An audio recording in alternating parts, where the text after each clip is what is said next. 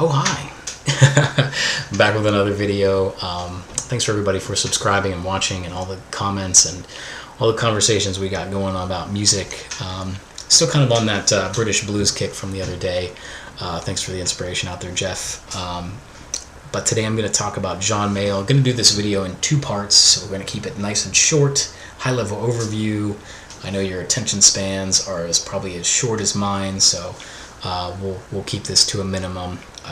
There will be a test at the end. Make sure you use a number 2 pencil. Fill in the circles completely. Don't look at anybody else's papers. And once we say done, pencils down. So 2 parts. We're going to do London and then also Polydor years. So we'll start with the London years. Of course, John Mayall, fantastic blues musician. Sort of the godfather of British blues. If it wasn't for him, I don't think really a lot of the bands would be, or that movement in general would have happened. He was definitely a stable for some awesome guitarists as well as musicians in general. A lot of people passed through the doors of the John Mayall, blues experience, if you will. So I had a pleasure of meeting him about maybe, 5 years ago, I think, somewhere in Buffalo, New York, at a club. There's about 200 people there. Met him before the show, thanked him for introducing me to the blues, because really he did, and was definitely a very congenial man. It was very humble, and it was a great experience. I couldn't believe I met this man. So we'll go ahead and get into the good stuff, shall we? We'll talk first with the John Mayall and the Bluesbreakers, the eponymous album, which is on so many desert island albums list. This man's included. I don't know. This album, great cover. I think the design on it is fantastic. Of course, Eric Clapton. You got John McVie in there, the Mac part of Fleetwood Mac. This album came to me at the perfect time. I think I was about 18 years old, kind of really getting into guitar rock. I saw this. It looked old. The cover was just looked. I was like, what is that? And I went for it, and thank goodness that I did. So this, of course, I think is sort of the blueprint for British blues. I think Eric Clapton playing the Les Paul through the Marshall amplifier, sort of, he's how he set that pretty much going. There's a nice picture on the back here with the amp, which became, if you look it up, they refer to it as the Bluesbreaker album, which I think is 2 12-inch speakers. It's like 100 watt, but it's I think it's like $2,000 or $3,000 for that amp, just the reissue of it. But great album. A lot of covers on it. They didn't do a lot of their own stuff, which is, as we talked about with Eric Clapton, which is what he wanted to do. He wanted to be a blues purist. Pop stardom just sort of happened. So pretty much when this album really started, happening, Eric Clapton was out of the band, and he was already putting Cream together with Jack Bruce. So, which is great. All Your Love kicks off the album. All Your Lovin' Is Love, and just fantastic album. Definitely listen to this one at deafening volumes. It's, that's the way that it's intended, I'm pretty sure. So, just great album. Huge. This is, if you listen to Jimi Hendrix, if you listen to Led Zeppelin, and this is not in your collection, I don't know what to tell you. So, definitely get this. This is definitely one that you want to get. Kind of bookend with that is, of course, the Hard Road, or A Hard Road, not the Hard Road. This is when Peter Green came into the fold. John McVie still in there.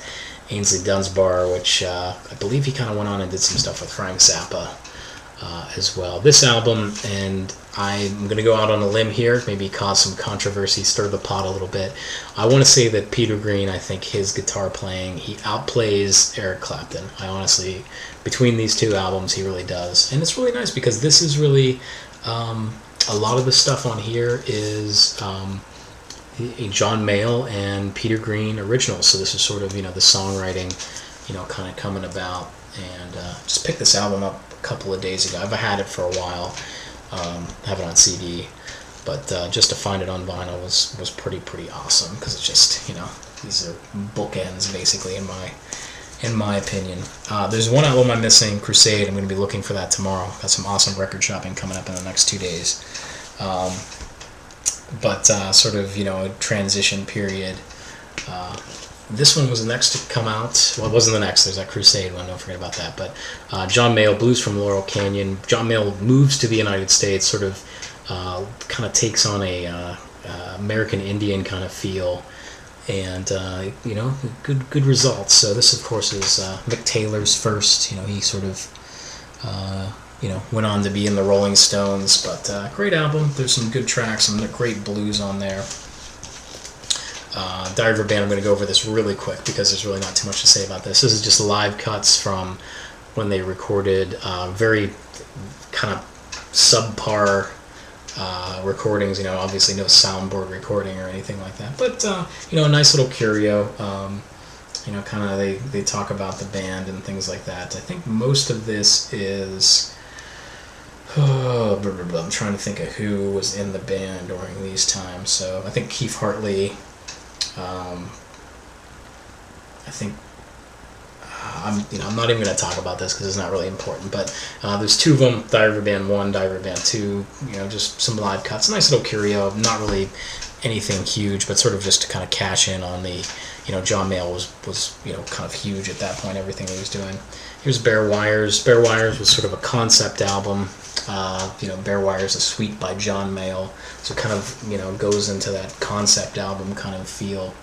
The band was huge at this point, a lot of, cornet, violin, just instruments that you don't necessarily hear on albums, but Dick Heckshaw-Smith was in it, which I think he went on to play, some horns with the Coliseum.